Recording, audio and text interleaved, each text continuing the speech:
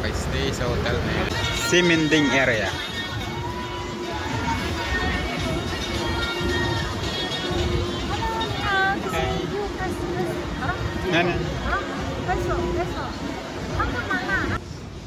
So guys, welcome dito sa vlog.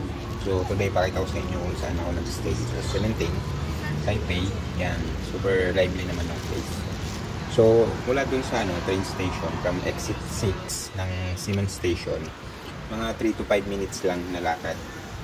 Dito ka na sa may Wanyan Building.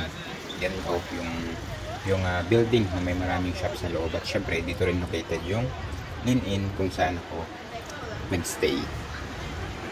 So, pagpasok pa lang dito sa entrance, ang dami ng mga tindahan ng mga kung ano-ano, may mga pabango, accessories, gadgets, at kung ano-ano pa. Mga ano siya. Yan, para siyang mini bazaar.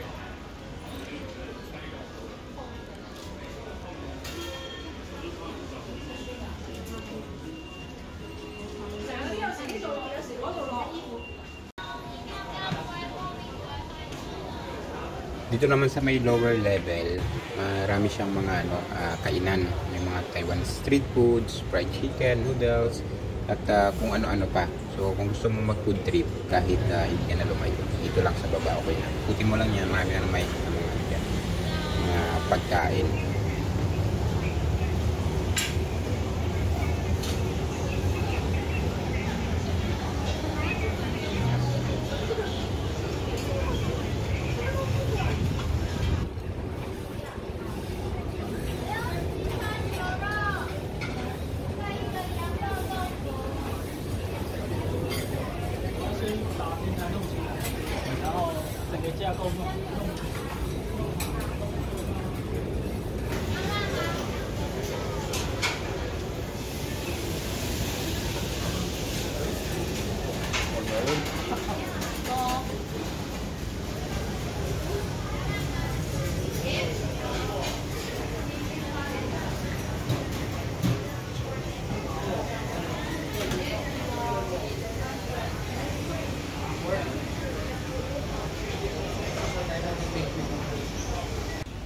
So pag akit mo naman dito sa may upper floors, yan, dito makikita mo yung mga tindahan ng mga sapatos, fashion shops.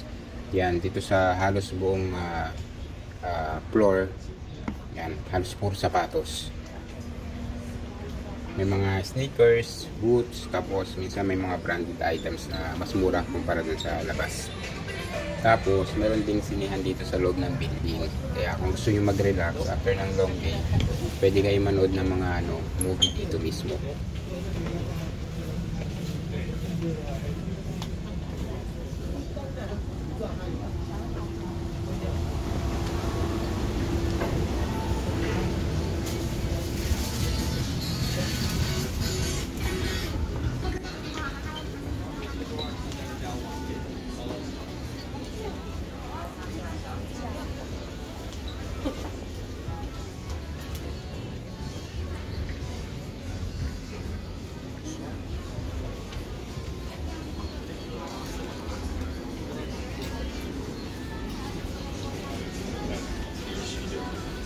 Kung ano naman, Lin-In, akit lang tayo sakay lang tayo ng elevator, tapos sa 7th floor ng Wanyan Building, nandun siya. Ito yung labas ng hotel. Yan, so paglabas mo ng elevator, andito na yung Lin-In na okay naman siya, simple lang, and sulit siya para dun sa price niya. So, ito na yung room. Malinis naman siya, maaliwalas, may aircon, private bathroom, may free wifi. So, sakto-sakto siya sa solo traveler or sa maliit na group. So, bali nga pala nakuha ko tong room na to, 2,500 per night dun sa Agoda. So, check nyo na lang sa mga booking platform. Wala kasing pare-pares na price. Nag-iiba yan, depende dun sa kung anong season, kung weekend ba o weekday. So nag-iiba-iba yung price niya, kaya hindi tayo dapat magbase dun sa kung ano yung presyong binibigay. Tulad niyan, 2,500 yung nakuha ko. Pagka sa ibang araw o ibang panahon, pwede siya maging 4,000, 5,000 or maybe less, kaya wala namang insekto. So nasa gitna siya ng cementing. ng lahat. So, okay siya. So, importante rin na meron kayong internet pagdating nyo kasi wala silang reception area. So, kukontakin nyo lang talaga yung ano dito, yung tao dito through WhatsApp para ibigay niya sa inyo yung susi at kung ano pa man. Yan, very kayo magbabayad. Kasi cash payment sila. So, dahil nga nandito sa may cementing, yung ano niya, location niya, ang dali lang lumabas anytime. Kung gusto mong gumala or kumain, andyan na. So, nasa center ka na halos mismo ng pinaka-cementing. Yan, ito yung itsura ng cementing sa Taiwan pagkagabi.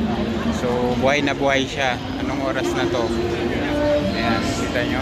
Yung street buhay na buhay. Maraming mabibili na pagkain dyan and pampasalubong, mga street food.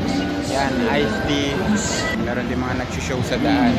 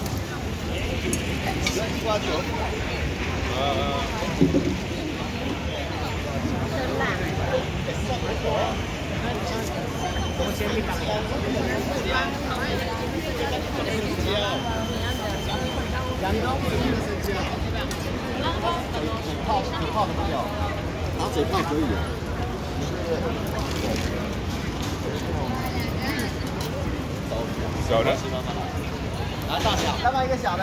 好，小到这里。哎啊，谢谢。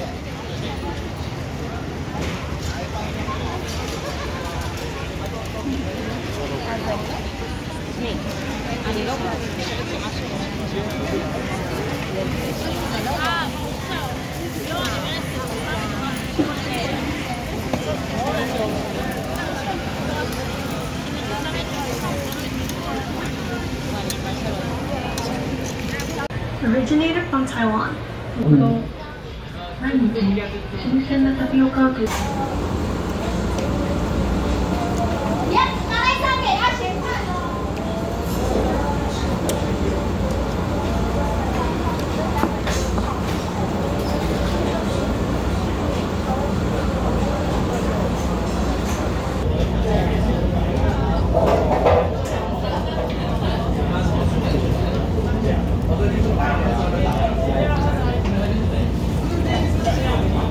palaya na kasin laki ng takwan. Kulay puti pa yung kanilang ang palaya.